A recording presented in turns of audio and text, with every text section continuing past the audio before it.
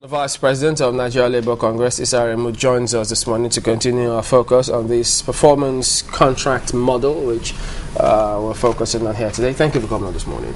Yeah, good morning. Thank you so much. Well, actually, this let's start off with this resignation of the minister. You got so many questions. The TUC president speaking about it. Labour, some reports said Labour rejoiced, even though some didn't read the story behind that headline. What's your thought on that? Well, I think this may be newsworthy for some people, but for us, it's not really newsworthy. What would be the big news is we have a resignation of perennial power outages. We have resignation of darkness. How do you mean? Oh, that we have power supply. That would be the real news. Resignation of power outage? How is that? Yeah, no, what I mean, I mean, what Nigeria needs seriously is uninterrupted power supply. But what I'm saying that why this is not newsworthy is that we've seen it all. I mean, a long time ago.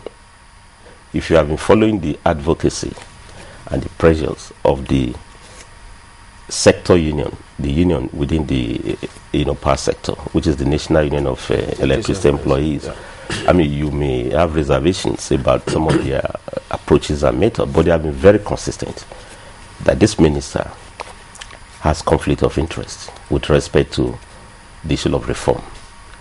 I mean, and it's so annoying, and I think that's the bane of the governance in Nigeria. We should learn from being top down but the president to also think of bottom up. He did nothing wrong.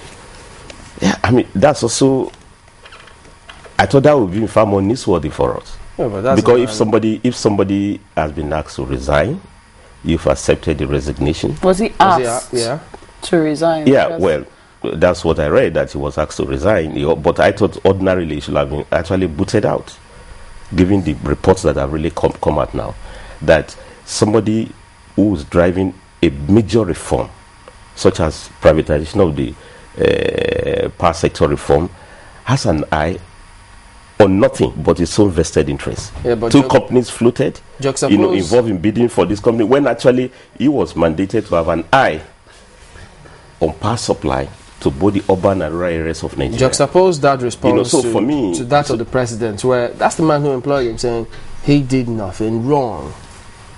No, but for me, that is extremely more than, if that's even much more, a scandal.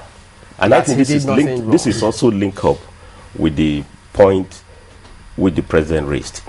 And that's why there is crisis of confidence on some of the new ideas president is bringing on the table, including the performance contract, the most celebrated. He said so from day one that this contract is not meant to witch hunt, which means already begging the issue.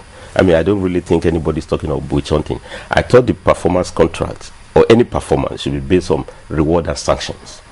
No, but I don't think this is based on reward, because we spoke with the minister now. Any performance criteria must be based on reward and sanctions. Even the president, if he's shy to say you've sanctioned a minister that is openly linked with this mess, which he himself humbly accepted, that it is clear that he had vested interest in this, and the president could not call a spade a spade.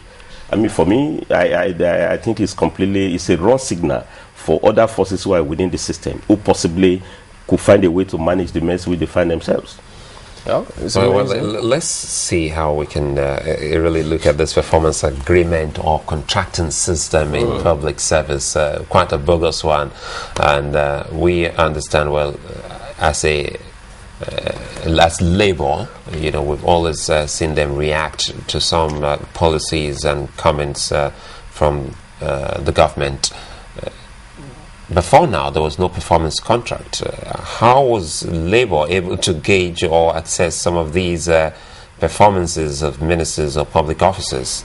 I think we need to think beyond the official, buzzword.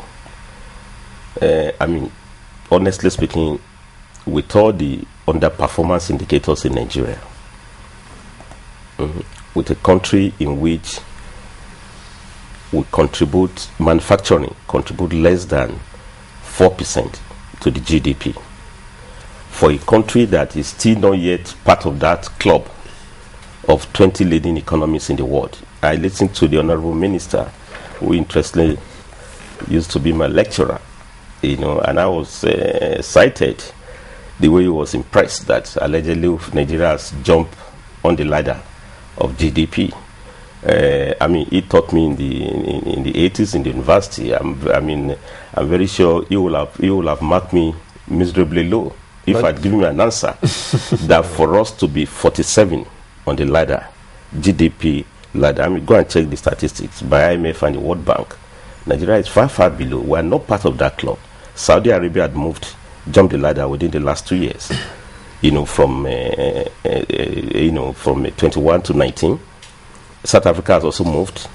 If you check all the lists, we are just not on the ladder. So what I'm trying to say is that, let me land in terms of my thought process. With a country with miserable GDP indicator, with a country with miserable health indicators, with a country in which more of quantity of schools rather than quality of service delivery, educational service delivery, we can make do with more performance, including performance contract, whatever you call it. But my major problem is that I think what Nigeria is looking for is more of the performance than the contract between president and but there's ministers. A process. There's got to be a process to everything. You see, again, there's a saying in Yoruba, I don't know how to interpret it in English now. The Yoruba say that,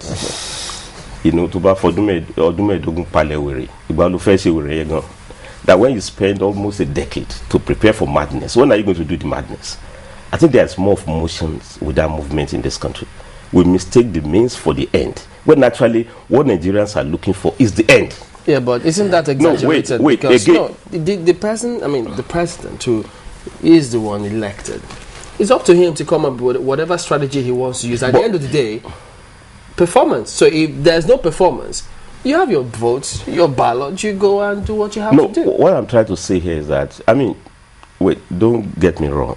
I have said so, we could make do with more performance, possibly even more contracts. But what I'm saying is that 15 months after election, after you have been duly inaugurated, all this drama about ministers, having their papers endorsed should have been very early in the administration. We're talking of 4-year tenure. We're already talking almost 1.5 years. We want to see, President says so at the beginning, he's going to hit the ground running. By now, we must be seeing that concrete performance being carried out. So number of roads, what do you call it, kilometers of road have been done, how we have moved along the GDP ladder worldwide, and how that has delivered jobs. Today, as I'm talking to you, whether you check the World Bank figure, you even check the official figure of the Bureau of Statistics, we are talking of 50% open unemployment. More factories have closed down. How many have opened? Those are the issues. So what I'm trying to say is that we're never short of those processes. Don't forget that, this is a country that had, still in existence, Nigeria Extractive what do you call it? The Nigeria Extractive Transparency Initiative. This was with fanfare under OBJ. It has become institutionalized. Yet we had this scam going on, both in the downstreams and upstream sectors. So Nigeria is never short of processes. What we need is the linkage between the process and the deliverables in concrete terms. This will not cut it for you. Wait, you see, without due respect, and I was highly impressed.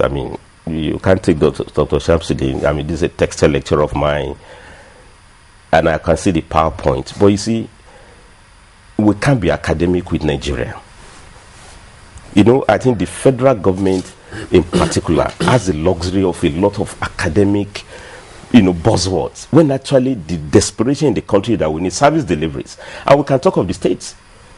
States are, how many performance contract celebrations have you seen on television in some of the states that are performing? What we've seen is governors themselves delivering contract with the people, whether in Edo, roads being done, schools being open, new schools being built. Yesterday I saw the call sheet of Ondo State governor. It's real. Mimiko. Those are concrete things I want the president to be doing.